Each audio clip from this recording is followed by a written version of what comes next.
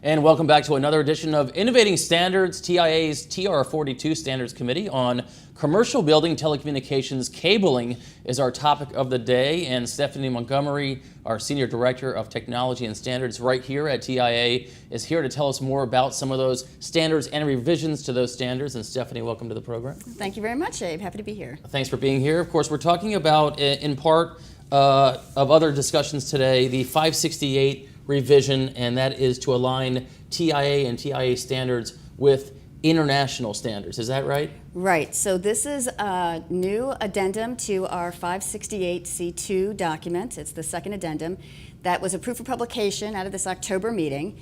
And the goal of that document is to align some of the tests that are in there with what's going on with our international standards. They're doing that to make it easier for the consumer so that in the lab and in the practical world that the results are going to be the same, basically.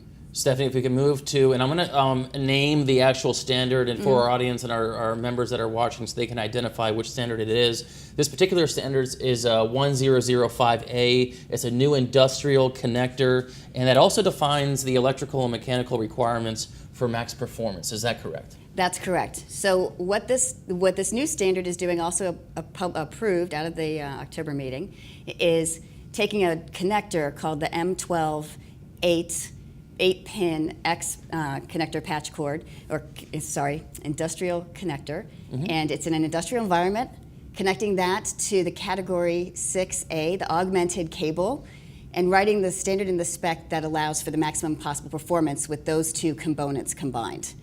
So you'll see that sometime in November. I know there's so many identifiers to these standards and the technologies attached to them. I'm surprised you could remember them all. But let's move on to the launch of the Cat6 Consortium. Can you tell us more about that? Sure. So this is really exciting. The Cat6 Consortium had been around for a while. And what it's doing now, it's starting again. It's going to address Category 8 cabling. The need for the consortium is more of a marketing focus and an outreach focus, how to get the word out about Category 8, what it does for the consumer, and how it works. They just had their first meeting by telephone this week, and so we're very excited to see that launch come along.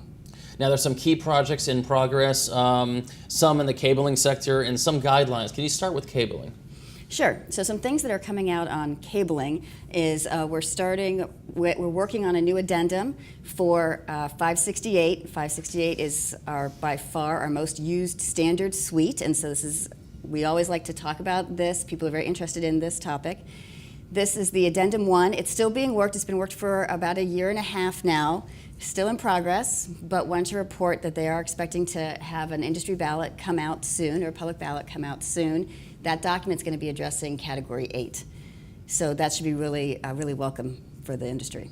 Now you have a few guidelines here that are key areas of progress for the Standards Committee at TIA, right. Some in the physical network security space, some in sustainability, and another one as well. Can you tell us about those three? Sure, I can, but let me just wrap up the last one because I failed to mention that we're also working on a new project for a new fiber optic cable called wideband multimode fiber. And this spec, if the new cable performs as expected, it's expected that you'll be able to get great speeds on the fiber optic cable of 100 gigabits per second using just one pair cable rather than the 4 or 10 pair cables that you need today. This is an important savings for installers and people who are running fiber wiring because your wires, and you can run fewer wires than you would need to today if that happens. So the spec that's coming out there is in progress and being worked on in our 42 committee. Will address that new type of cable, so that's exciting too. So on the guideline side, right. On the guideline side, we have our TIA 4994, which we're expecting out the beginning of next year, and then again as an ANSI approved document sometime in the middle of next year. That addresses sustainability requirements. So it's interesting because right now there are no sustainability requirements for your inside wiring. So if you run a projector in your office and it sucks down power, then you don't. That's inefficient.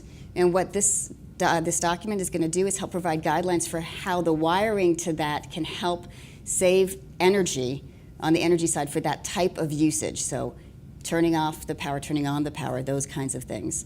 And so this standard, when it comes out, will have a whole list, 5 levels of tiers of measurement and requirement for how that works. So we'll talk more about that as that comes out in January, February. Stephanie, I want to finish this short segment today talking about what's the future. Let's talk about 2015 for the 568 standard. And again, for our viewers that are in the standard space, I'm going to identify which standard we're talking about. It's the 568 A.D standard, and 3 out of 5 of those parts of that standard will be released in 2015. Is that right? That's correct. So revision D of 568, solidly underway for 3 of the standards. That's our general .0 standard, our .1 standard, and our .3 standard will all be coming out in 2015, so be sure to look for those. The other 2 documents dealing with category, that'll handle category 8, are still a works in progress, and they'll be coming out a little later, probably 2016 or 17. We can expect to see those. Now, are there new standards in the commercial building and fiber optic cabling space, or was that part and parcel to what you just mentioned? So there are a couple of new projects that are still being worked that are really interesting, one of which is our distributed antenna system standard, and that's also a series of guidelines for how to build the infrastructure inside wiring for distributed antenna systems. We're going to see more and more of those as the network goes further and we see 5G coming along. We hear a lot of talk about distributed antenna systems. We're in the process of developing a standard for that in 42. And you're also going to hear more and see more about physical network security. So we're developing a standard on that as well. That is a series of guidelines for how to keep your network secure, which includes video cameras, et cetera, in that guidance.